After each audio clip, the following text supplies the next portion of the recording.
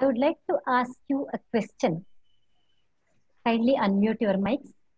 Which is the leisure activity which takes away 1/3 of our lifetime? Sleep. Sleeping. Thank you. Straight question and straight answer. Thank you very much. Thanks. Good evening, fellow Toastmasters. Recently, when I went through an article published in PubMed Central, January 2020, I was shocked. PubMed Central is a highly respected medical database. This particular article was about the study among youth in Florida, which showed a great correlation between possessing and carrying handguns to school and sleeping for less than 4.5 hours. This particular behavior was not seen among youth with better sleep patterns. I decided to choose this topic of sleep as my topic for today's session. When I decided so, I thought I'll seek an opinion from my younger daughter, who is an expert sleeper, who has capability to sleep for 16 hours at a stretch. I asked her, "Why do you sleep so much?" She retorted, "Amma, don't you know that teens need to sleep more compared to adults?" Yes, I thought I'll do little homework regarding this aspect of sleep. According to American Association of Sleep Medicine and Sleep Research Society, infants and toddlers need about 18 to 20 hours of sleep.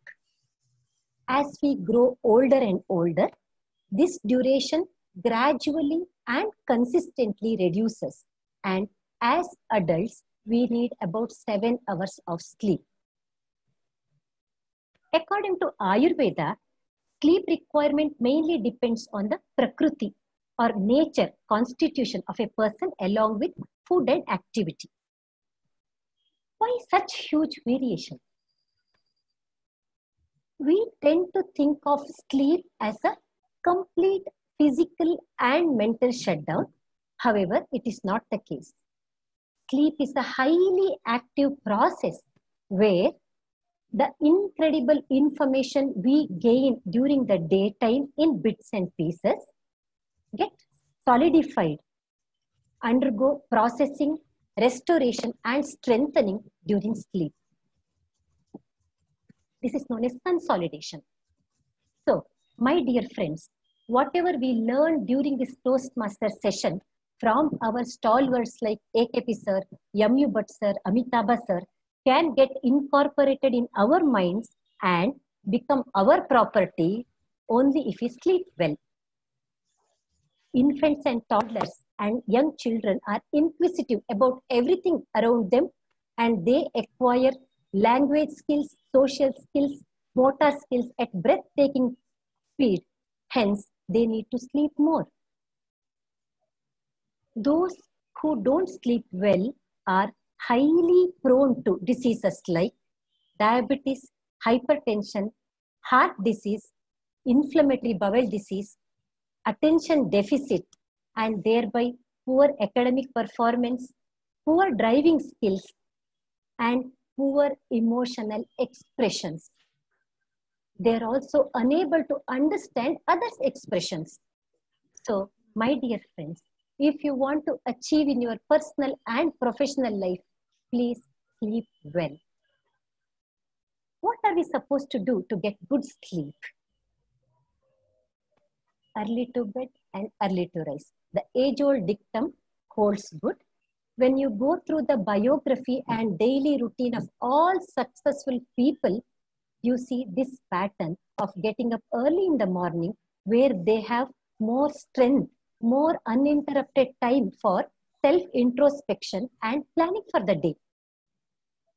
Set a sleep routine and, more importantly, stick to it even during weekends. Avoid caffeine before going to bed. So, no coffee, no tea, of course, no alcohol before going to bed.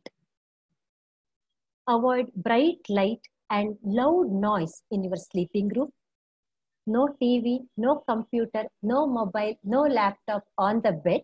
Evidence says avoiding screen for 1 hour before going to bed improves the quality of sleep. Good exercise helps to get a good sleep. However, in the last 4 to 5 hours of bedtime, avoid vigorous exercise.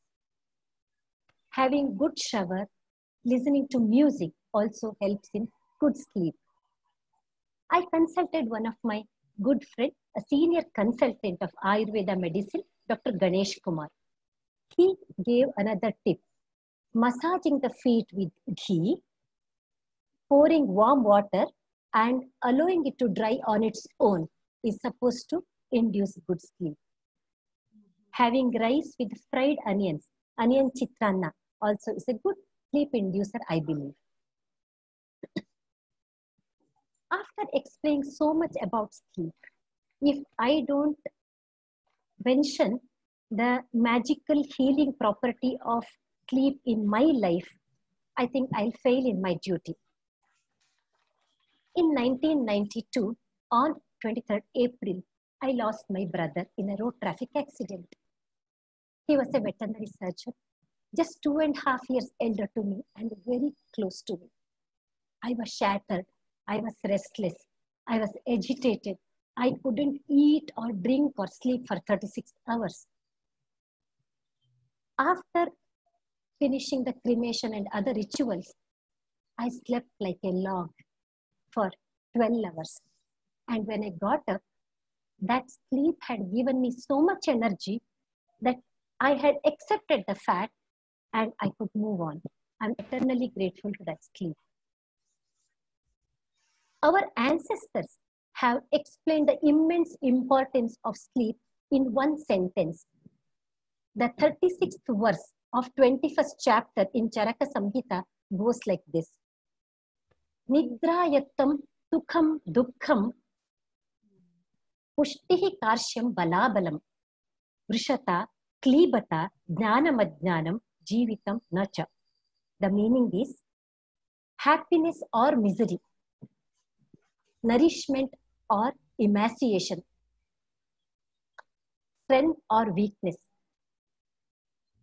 virility or sterility, knowledge or ignorance, life or death occurs to a person depending on proper or improper sleep. So, my dear fellow Toastmasters, if you want to become extraordinary leaders, sleep well. If you want to become good communicators, sleep well. If you want to have a happy family life, sleep well. Back